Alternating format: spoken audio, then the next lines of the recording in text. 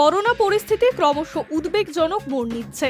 কেন্দ্রীয় স্বাস্থ্য মন্ত্রকের সাম্প্রতিক পরিসংখ্যান বলছে সোমবার সকাল পর্যন্ত গত ২৪ ঘন্টায় দেশে নতুন করে ২০৩ জন করোনা ভাইরাসে সংক্রমিত হয়েছেন।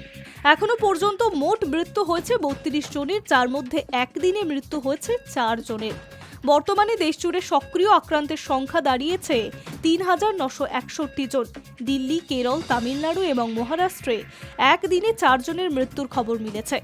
সবচেয়ে বেশি নতুন সংক্রমণ ধরা পড়েছে রাজধানী দিল্লিতে, তার ঠিক পরেই রয়েছে Paschimbanga.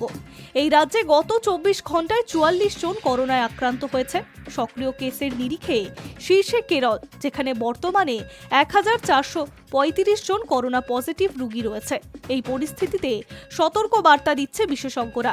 Indian council of medical রিসার্চের প্রধান ডক্টর রাজীব বহল জানান, পশ্চিম ও দক্ষিণ ভারতের আক্রান্তদের জিনোম সিকোয়েন্সিং এর কাজ চলছে।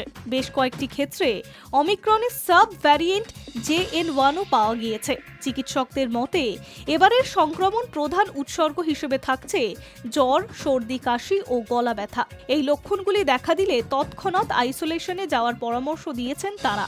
তবে শ্বাসকষ্ট, বুকে ব্যথা, মাথা ঘোরা, পেটের যন্ত্রণা বা ডায়রিয়া দেখা দিলে দ্রুত চিকিৎসকের সঙ্গে যোগাযোগ করতে বলা হচ্ছে। এই উপসর্গগুলি ওয়ার্নিং সাইন হিসেবে বিবেচিত হচ্ছে। বিশেষজ্ঞদের মতে JN.1 হল অমিক্রনেরই একটি সাব ভ্যারিয়েন্ট। এটি অত্যন্ত সংক্রামক হলেও অধিকাংশ ক্ষেত্রে ততটা সমস্যাজনক নয়। তবে যারা ডায়াবেটিস, হাইপারটেনশন, কিডনিজনিত অসুখ বা অন্যান্য গুরুতর কম্বিটিউটরের শিকার, তাদের জন্য এই ভাইরাস জটিল রূপ নিতে পারে। স্বাস্থ্য দফতরের এক আধিকারিক জানিয়েছে, এটা এখনো প্যানিকের মতো কোনো পরিস্থিতি তৈরি করেনি। তবে গাফিলতি করা চলবে না। বয়স্ক নাগরিক, কমবিড ব্যক্তিদের জন্য আবার মাস্ক ব্যবহার, ভিড় এড়িয়ে চলা, ঘন ঘন হাত ধোয়ার পরামর্শ দেওয়া হয়েছে। প্রসঙ্গত, অতিমারির সময়কাল তুলনায় বর্তমানে সংক্রমণের মাত্রা কম হলেও স্বাস্থ্য দফতর এবং চিকিৎসকদের মতে সামান্য অসাবধানতাও বিপজ্জনক হতে পারে।